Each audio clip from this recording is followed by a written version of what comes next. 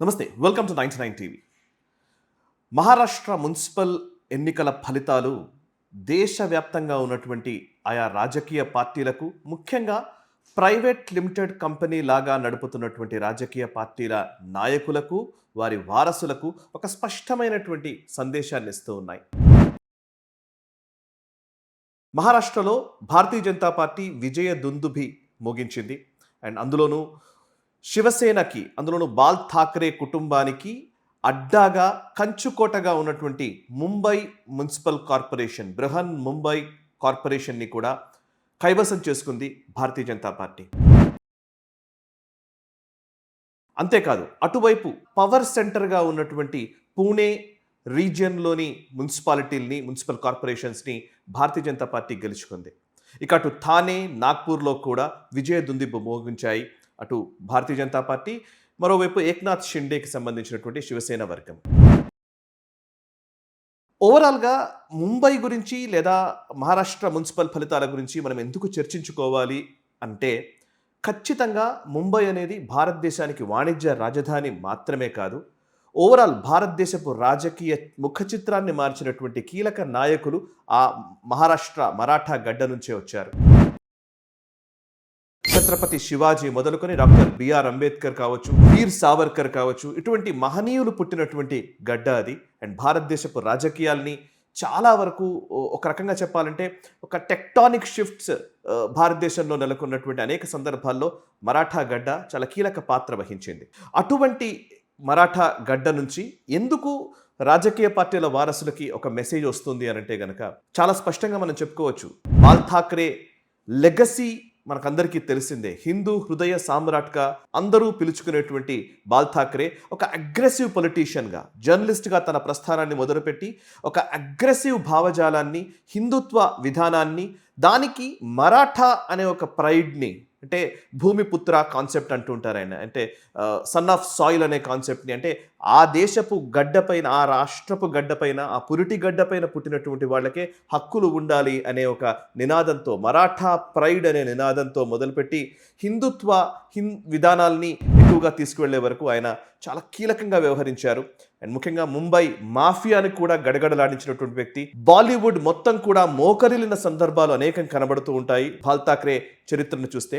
అటువంటి బాల్ ఠాక్రే వారసుడిగా తెరపైకి వచ్చినటువంటి ఉద్ధవ్ ఠాక్రే అనేక బ్లండర్ మిస్టేక్స్ చేశారని చెప్పాలి. అనేక తప్పిదాలు చేయడము, అండ్ ఠాక్రే వారసుడిగా అనని ప్రజలు తిరస్కరించినటువంటి పరిస్థితి స్పష్టంగా కనబడుతోంది. ఆయన డిక్లైన్ మనం గమనిస్తే 2009 నుంచి 2024-26 వరకు, ఇప్పటి వరకు చూసినట్లయితే అనేక సార్లు ఆయన ఒడిదుడుకులకు లోనైన పరిస్థితి. భారతీయ జనతా పార్టీకి వెన్నుదన్నుగా నిలిచినటువంటి ఠాక్రే వారసుడు ఉద్ధవ్ ఠాక్రే భారతీయ జనతా పార్టీకి దూరం అవ్వడము, కాంగ్రెస్తో జత కట్టడము, ఇదంతా చూస్తూ ఉంటే ముఖ్యంగా ఉద్ధవ్ ఠాక్రే తీసుకున్నటువంటి నేపథ్యము, ఆయన తీసుకున్నటువంటి విధానాలు, ఆయన విధానాల్లో వచ్చినటువంటి మార్పులకు ప్రజలు పూర్తిగా తిరస్కార ధోరణితోటే సమాధానం చెప్పారు అని చెప్పాలి. చాలా మంది నాయకులు, ఈ మన తెలుగు రాష్ట్రాల్లో కావచ్చు, ఓవరాల్గా భారతదేశంలో ఉన్నటువంటి నాయకులు చాలా మంది రాజకీయ పార్టీల వారసులు ఉన్నారు, నాయకుల వారసులు ఉన్నారు. పెద్ద పెద్ద లెజెండరీ పర్సనాలిటీస్ వారసులుగా వచ్చినటువంటి వాళ్ళు ఆ లెగసీని కంటిన్యూ చేయకపోతే, తన తండ్రి ఎటువంటి వాయిస్ని తీసుకున్నారో వారి భావజాలానికి భిన్నంగా గనక కొడుకు వ్యవహరిస్తే ప్రజలు వాళ్ళని తిరస్కరిస్తారు అనడానికి ఇదొక ఉదాహరణ. మీరు బాల్ ఠాక్రే హిందూ హృదయ సామ్రాట్ అని ఇందాక నేను చెప్పాను.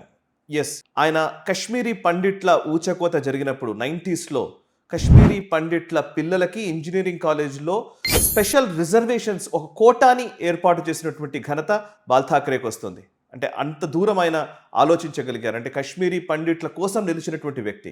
కానీ ఆయన తనయుడు ఉద్ధవ్ ఠాక్రే మాత్రం ఆర్టికల్ 370 రద్దు సమయంలో ఆయన చేసిన వ్యాఖ్యలు చాలా దుమారం రేకెత్తించాయి. ఆర్టికల్ 370 రద్దును ఆయన స్వాగతిస్తూనే కశ్మీర్లో ఎన్నికలు నిర్వహించాలని, లేకపోతే కాంగ్రెస్ ధోరణిని, కాంగ్రెస్ వైఖరిని ఆయన బయటకు చెప్పిన పరిస్థితి. ఇదొక అంశం. రెండవ అంశం ఏంటంటే, నరేంద్ర మోదీ గుజరాత్ ముఖ్యమంత్రిగా ఉన్నప్పుడు గుజరాత్ రైట్స్ జరిగిన సందర్భంలో బాల్ ఠాక్రే స్పష్టంగా నరేంద్ర మోదీ వైపు నిలబడ్డారు. మోదీతో కలిసి మోదీని చాలా వరకు ఆయన డిఫెండ్ చేసినటువంటి సందర్భాలు ఉన్నాయి. అటువంటి మోదీకి వ్యతిరేకంగా ఉద్ధవ్ ఠాక్రే వ్యవహరించిన తీరు మనకు తెలుసు.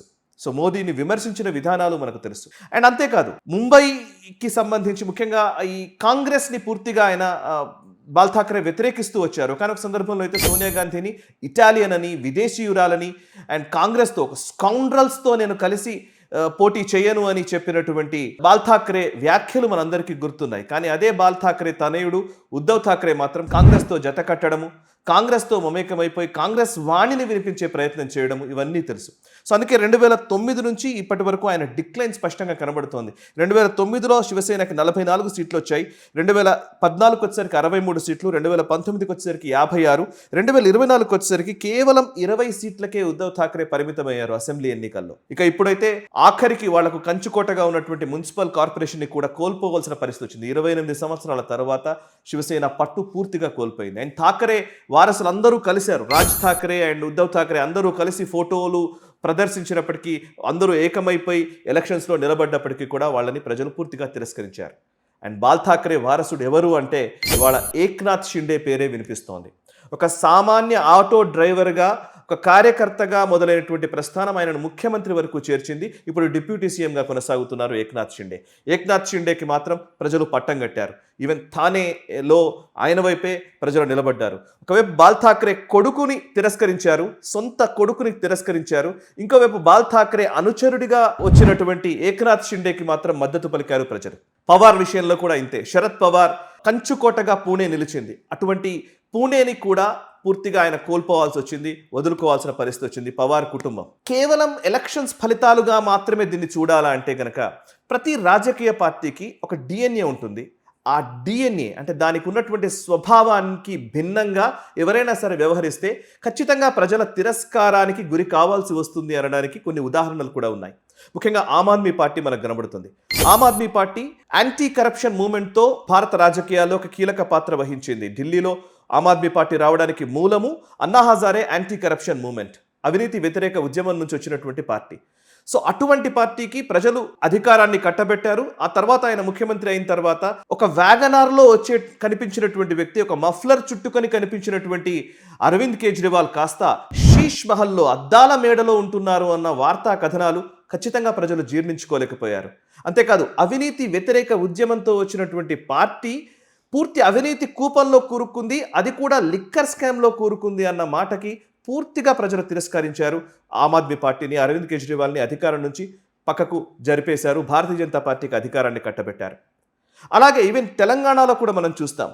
తెలంగాణ ఉద్యమ నేపథ్యంతో తెలంగాణ రాష్ట్ర సాధనే ఏకైక ధ్యేయమని పుట్టినటువంటి తెలంగాణ రాష్ట్ర సమితి కాస్త అధికారంలోకి వచ్చిన తర్వాత ఆ తెలంగాణ కోర్ తెలంగాణ ఆస్పిరేషన్స్ని పక్కన పెట్టి భారత రాష్ట్ర సమితి అని పేరు చెప్పడము, ఇంకా అనేక కొత్త విధానాలు తీసుకోవడము, ఫక్త్ రాజకీయ పార్టీ అని చెప్పడంతో ఈవెన్ తెలంగాణ రాష్ట్ర సమితి కూడా తిరస్కార ధోరణిలోకి వెళ్ళిపోయింది. ప్రజల తిరస్కారానికి గురి కాక తప్పలేదు. ఈవెన్ తెలుగుదేశం పార్టీ కూడా అంతే. తెలుగుదేశం పార్టీ నిజానికి కాంగ్రెస్ వ్యతిరేకతతోటి, కాంగ్రెస్ ఢిల్లీ నుంచి ఇక్కడ ఆపరేట్ చేస్తోంది, తెలుగువారి ఆత్మగౌరవం అన్న నినాదంతో ఎన్టీ రామారావు స్థాపించినటువంటి పార్టీ.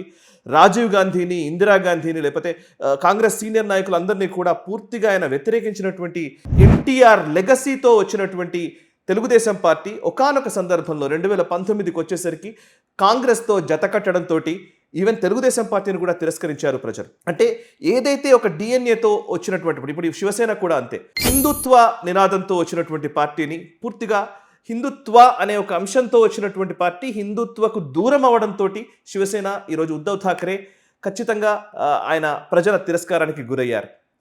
సరే, మరాఠా ప్రైడ్ అనే ఒక మాట ఉంది కదా అని అంటే కనుక బాంబేకి సంబంధించి ఇప్పుడు అన్నామలై వచ్చిన తర్వాత అన్నామలై ఆయన ఇది బాంబే కేవలం మహారాష్ట్రకు సంబంధించిందే కాదు, ఇది ఇంటర్నేషనల్ సిటీ అని ఆయన ప్రకటించడము, దానికి వ్యతిరేకంగా చాలా వరకు ఒక మరాఠా ప్రైడ్ అనే ఒక మాటని, మరాఠా గర్వాన్ని తీసుకొచ్చే ప్రయత్నం, మరాఠా ఆత్మగౌరవాన్ని తీసుకొచ్చే ఒక ప్రయత్నం చేశారు. కానీ అది కూడా పెద్దగా ఫలించలేదు. సో బాల్ ఠాక్రే అంటే హిందుత్వకు ఐకాన్గా ఆయనని చూశారు. దానికి భిన్నంగా వ్యవహరించినటువంటి వ్యక్తుల్ని తిరస్కరించారు. ఈవెన్ అవినీతి వ్యతిరేక ఉద్యమానికి ఒక ఐకాన్గా అరవింద్ కేజ్రీవాల్ చూశారు. దానికి భిన్నంగా ఆయన వ్యవహరించడంతో ఆయనను కూడా తిరస్కరించారు. ఈవెన్ మన దగ్గర కూడా అట్లాంటిది తెలంగాణ రాష్ట్ర సమితి, ఈవెన్ తెలుగుదేశం సంబంధించినటువంటి ఎగ్జాంపుల్స్ కూడా ఉన్నాయి. సో ఓవరాల్గా ఏంటంటే మహారాష్ట్ర రాజకీయాలు భారతదేశంలోని రాజకీయ పార్టీలకు, రాజకీయ పార్టీల నాయకుల వారసులకి ఇస్తున్న మెసేజ్ ఏంటంటే అర్హత ఉన్నవాడికి ప్రజలు పట్టం కడతారు, అర్హత లేకపోతే ఖచ్చితంగా తిరస్కరిస్తారు. అండ్ ఆ పార్టీకి సంబంధించినటువంటి భావజాలాన్ని లేదా ఆ రాజకీయ నాయకుల లెగసీని కంటిన్యూ చేయగలిగే అర్హత వారసులకు ఉందా లేదా అనేది ఆ వారసులు నిర్ధారించుకోవాలి. ఒకవేళ లేకపోతే దాన్ని పెంపొందించుకోవడానికి ప్రయత్నించాలి. ఇది మరాఠా ఎన్నికలు ఇస్తున్నటువంటి అద్భుతమైన సందేశం. ఈ సందేశాన్ని ఆయా రాజకీయ పార్టీల నాయకులు, వారసులు తీసుకుంటారా? మీరు కూడా మీ కమెంట్స్లో తెలియజేయండి. ఈ వీడియోని లైక్ చేయండి, 10 మందికి షేర్ చేయండి. నమస్తే.